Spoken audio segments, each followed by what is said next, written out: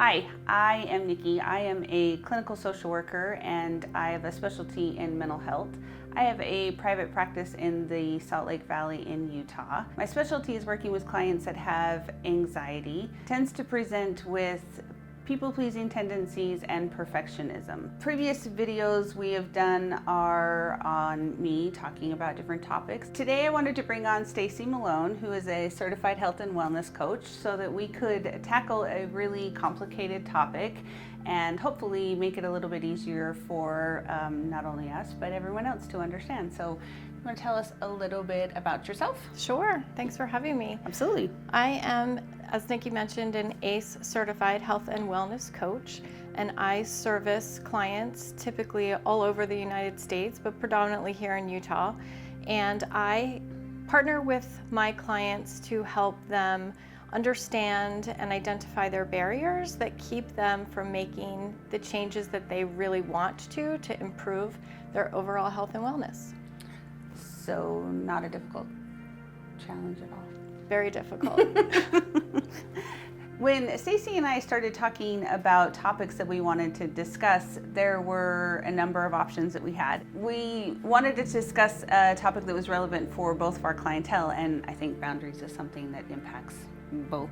Absolutely. It impacts every area of everyone's life. And it's also a really complicated topic, one that I've also had other videos on, one that I don't go a day without discussing it with clients. And so hopefully we can clear the air a little bit, make it a little bit less confusing, and maybe even give you some tips on how to navigate boundaries. Personal boundaries are defined as limits and guidelines that you set in your personal life, your professional life, and even in every area of your life, right? So what does that look like, and how do you put that into your actions of life?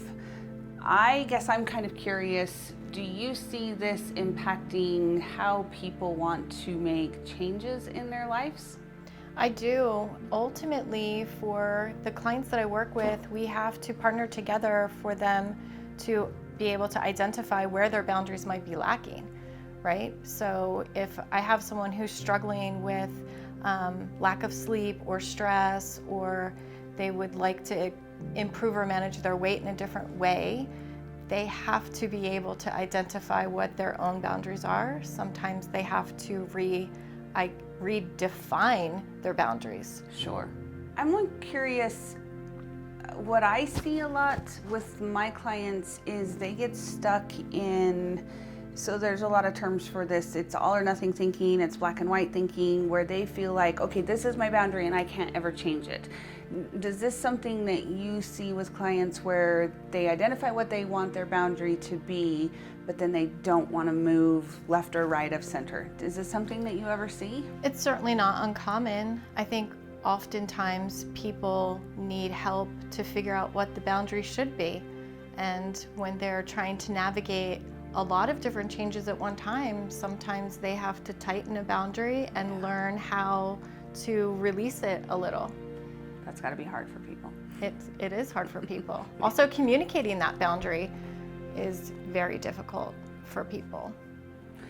Communicating it to others? What do you mean by that? I think defining it for self is very difficult. Sure. And I also think that we maybe have a fear of failure sometimes. So if I communicate this very rigid boundary and then you see me not sticking to it, am I afraid that you're going to judge me harshly for that? Sure, because once you say it out loud, then there's I have to maintain it, I have to stick to it. If you incorporate an accountability partner in whatever goal it is that you've established, now if I move from that goal, there's a fear of you judging me. The idea of if you create the goal that you want to accomplish and then your goal shifts, well, how do you adjust that for others, right? Or even for yourself, right? Because your idea of what you want to accomplish, this needs to evolve over time. I feel like in your world, this is very relevant. I think it's true for mine as well. As you start to take steps towards a goal, it's going to start to shift. And so then in your own mind, you have to make an adjustment to the goal, the original goal, because how else, that's where the all or nothing thinking gets into, I think it gets people into trouble. Does that make sense? It does. Many people can't be successful with all or nothing, because No. the all is usually, well, failure, Yep. right?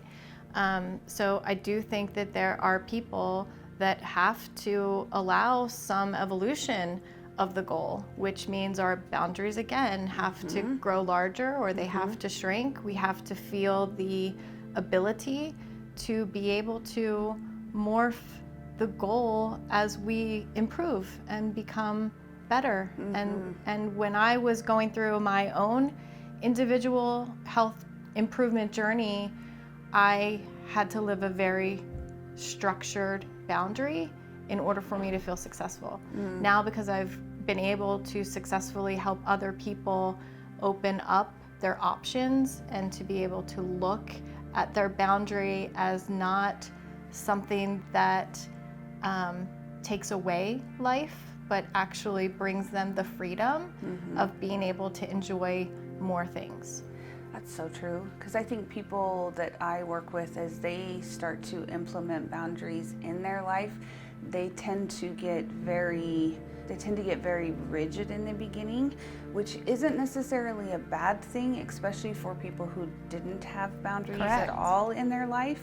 So they need those rules. They need them to be a little bit more strict and have something to follow, more guidelines. And then as they get a little bit more comfortable with doing it, they can broaden that. So I see that in the clients that I work with as well. It's funny to hear you mention the word rules, because that's sort of how I have sort of referred to them historically as, okay, these are my rules, Sure. These are the things that work for me. And I was working with a client the other day about having her develop her own rules. And she called me on the phone and she said, I did the homework that you gave, and would it be okay if we renamed rules to boundaries? Because rules make me feel like I don't want to do that. It's a rule. And so I just thought it was so interesting how a singular word like that, which has so many different words, can be really impactful. Just that tiny little tweak of vocabulary, and how powerful that can be. Well, and I love that verbiage change is in and of itself a boundary. So I love that. That was great. Yes, that's awesome. That's great. So, Nikki, a minute ago, I heard you mentioned people pleasing. How does people pleasing impact your clients' boundaries? Ooh, that's a great question. Typically, people pleasers don't have boundaries. So they're following the guidelines of others' boundaries, or they're trying to navigate what they believe are other people's wants, and so then they're trying to adhere to the boundaries of others, which means that they don't have boundaries, which is really uncomfortable and tricky for people. So have you seen a situation where people are assuming that their boundaries are someone else's boundaries? 100%. Family is very much this way, right? They make an assumption that mom wants me to X, Y, or Z. Grandma needs this or that or the other for me. This is the value of the family, so this is what is expected of me. So yes, you see this as well? I do see this. Oftentimes I hear clients talk about the expectation of others that they maybe are assuming, right? So if I'm trying to make, choices about the food that I do or do not eat because I'm working on my health, I have at times taken a cue from someone else, right? Like, grandma makes this phenomenal apple pie and I would really love to have that apple pie. I'm gonna eat it because I say to myself to justify, oh, well, I'll hurt grandma's feelings doing that, where maybe grandma doesn't even really care. Maybe I've never communicated my own health goals to grandma or to my sister or to my friend. And being able to articulate to grandma, hey, this is what I'm trying to accomplish.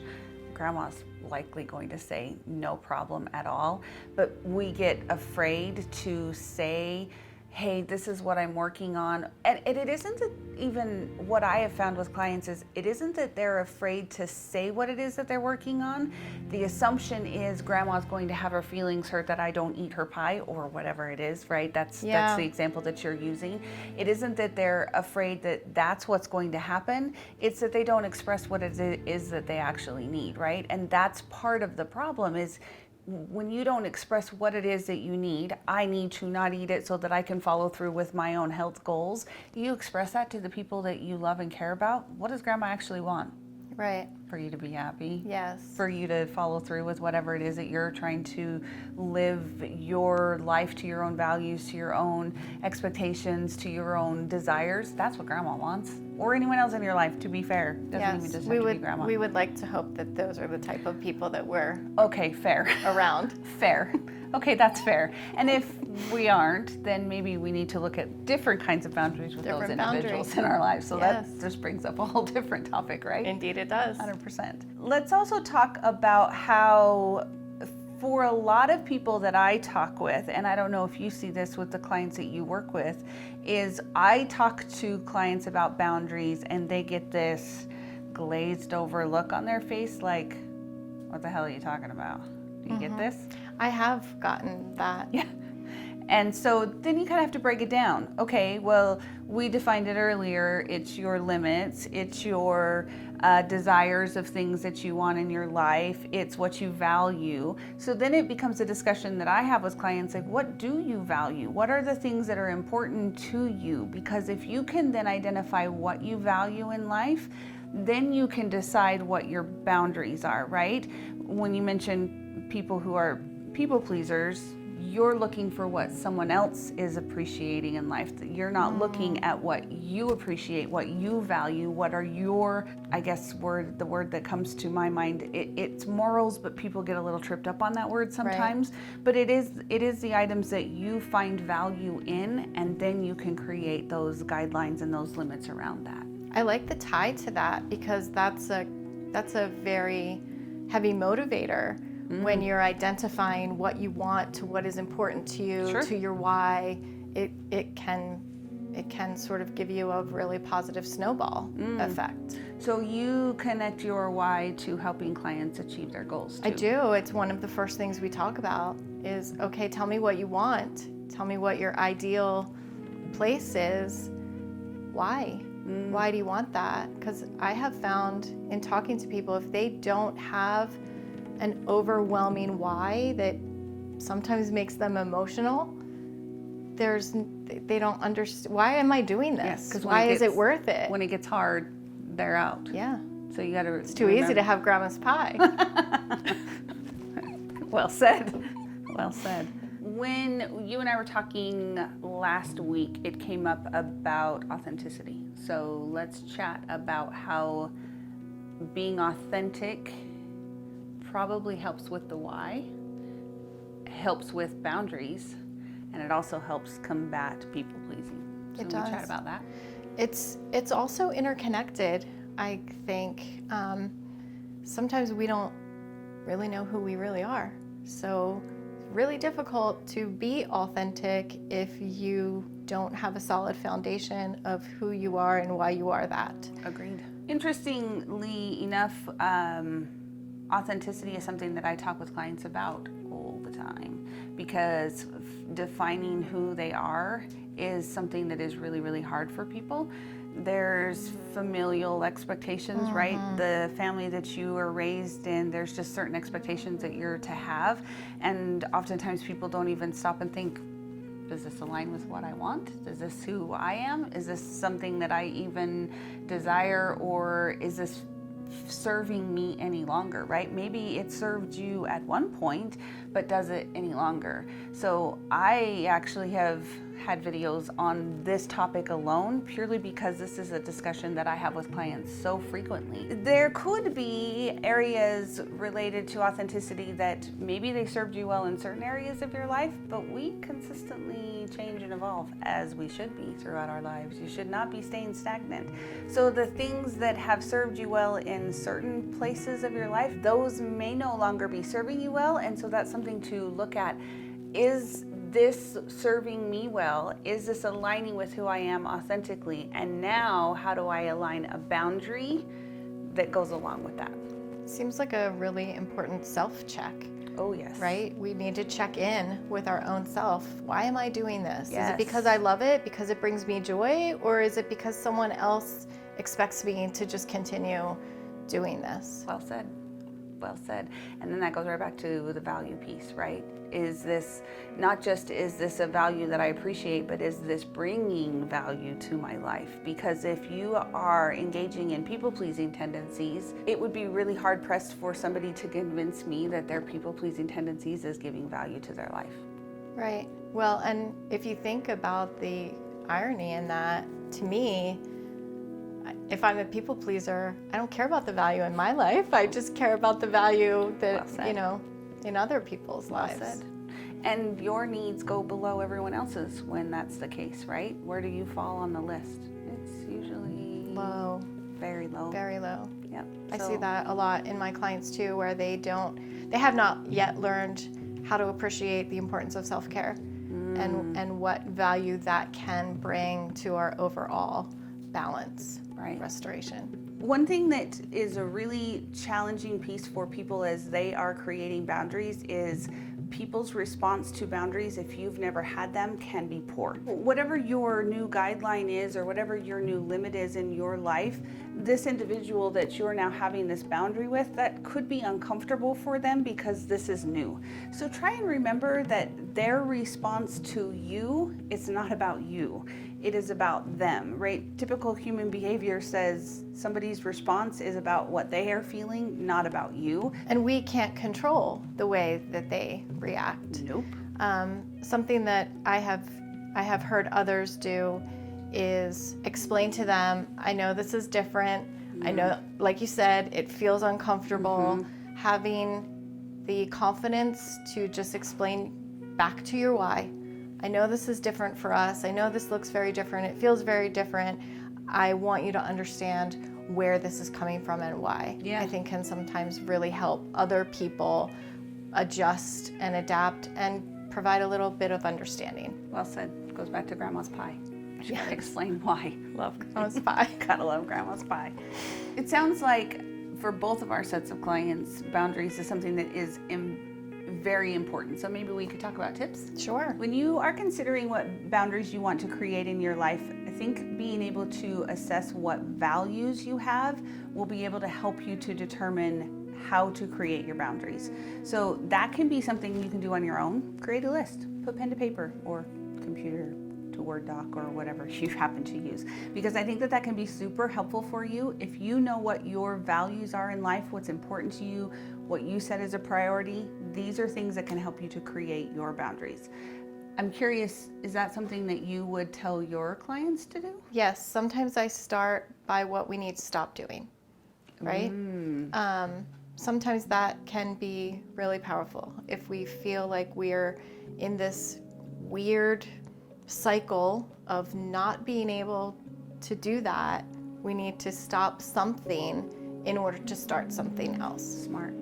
That's smart.